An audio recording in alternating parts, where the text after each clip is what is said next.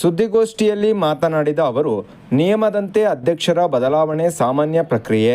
ಅದರಂತೆ ಹೊಸ ಜಿಲ್ಲಾಧ್ಯಕ್ಷರ ನೇಮಕಾತಿಗೆ ಹಳೆಯ ಜಿಲ್ಲಾ ಸಮಿತಿಯನ್ನು ನಿಷ್ಕ್ರಿಯ ಮಾಡಿ 6 ಸದಸ್ಯರ ತಾತ್ಕಾಲಿಕ ಸಮಿತಿ ರಚನೆಯನ್ನು ಮಾಡಿತ್ತು. ರಾಜ್ಯ ಉಪಾಧ್ಯಕ್ಷರು ರಾಜ್ಯ ಅಧ್ಯಕ್ಷರ ಅನುಪಸ್ಥಿತಿಯಲ್ಲಿ ಚುನಾವಣೆಯ ಪೂರ್ವ ಮಾಹಿತಿಯನ್ನು ತಾತ್ಕಾಲಿಕ ಸಮಿತಿ ಗಮನಕ್ಕೆ ತರದೆ ಹೊನ್ನೇಶ್ ಅವರನ್ನು ನೇಮಕ ಮಾಡಿದ್ದಾರೆ. ನ್ಯಾಯಯುತ ಚುನಾವಣೆ ನಡೆಯುವವರೆಗೂ ಗಿರೀಶ್ ರವರ ನೇತೃತ್ವದ ಹಳೆಯ ಜಿಲ್ಲಾ ಸಮಿತಿಯೇ ಮುಂದುವರಿಯುತ್ತದೆ ಎಂದು ಹೇಳಿದರು. ಇವತ್ತು ಕರೆದಿರೋ ವಿಚಾರ ಏನಪ್ಪ ಅಂತಂದ್ರೆ, ನಿಮಗೆಲ್ಲ ಈಗಾಗಲೇ ಕಳೆದ ಬಾರಿ ನಾವು ಪ್ರೆಸ್ ಮೀಟ್ ಮಾಡೋದಲ್ಲಿ ಹೇಳಿದ್ದೀವಿ. ಚಿಕ್ಕಮಗಳೂರು ಜಿಲ್ಲೆಯಲ್ಲಿ ರಾಜ್ಯಾಧ್ಯಕ್ಷರು ಗಮನಕ್ಕಿದೆ, ಚಿಕ್ಕಮಗಳೂರು ಕಾರ್ಯಕರ್ತರ ಗಮನಕ್ಕೂ ಇದೆ.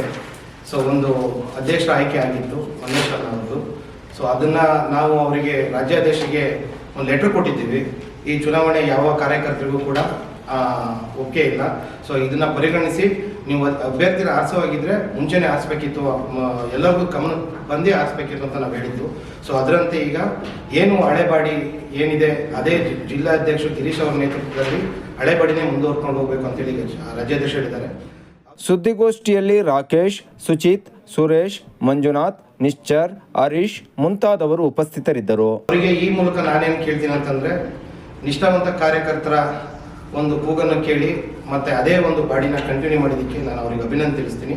ಮತ್ತು ಸಂಘಟನೆ ಪರವಾಗಿ ಎಲ್ಲ ಚಿಕ್ಕಮಗಳೂರು ಭೀಮಾರ್ಮಿ ಕಾರ್ಯಕರ್ತರು ಸಂಘಟನೆ ಪರವಾಗಿ ನಿಂತು ಈ ಒಂದು ಸಂಘಟನೆಯನ್ನು ಗಟ್ಟಿಪಡಿಸೋದ್ರಲ್ಲಿ ಯಶಸ್ವಿಯಾಗಿದ್ದಾರೆ. ಅವರಿಗೂ ಕೂಡ ನಾನು ಈ ಸಂದರ್ಭದಲ್ಲಿ ಧನ್ಯವಾದಗಳು ಹೇಳಕ್ಕೆ ಇಷ್ಟಪಡ್ತೀನಿ. ಭೀಮಾರ್ಮಿ ಜಿಲ್ಲಾಧ್ಯಕ್ಷರಾಗಿ ನೇಮಕವಾಗಿರುವ ಹೊನ್ನೇಶ್ ರವರ ನೇಮಕ ಅಸಿಂಧುವಾಗಿದ್ದು ಹಳೆಯ ಜಿಲ್ಲಾ ಸಮಿತಿಯೇ ಮುಂದುವರಿಯುತ್ತದೆ ಎಂದು ಭೀಮಾರ್ಮಿ ಜಿಲ್ಲಾಧ್ಯಕ್ಷ ಗಿರೀಶ್ ಸ್ಪಷ್ಟಪಡಿಸಿದರು.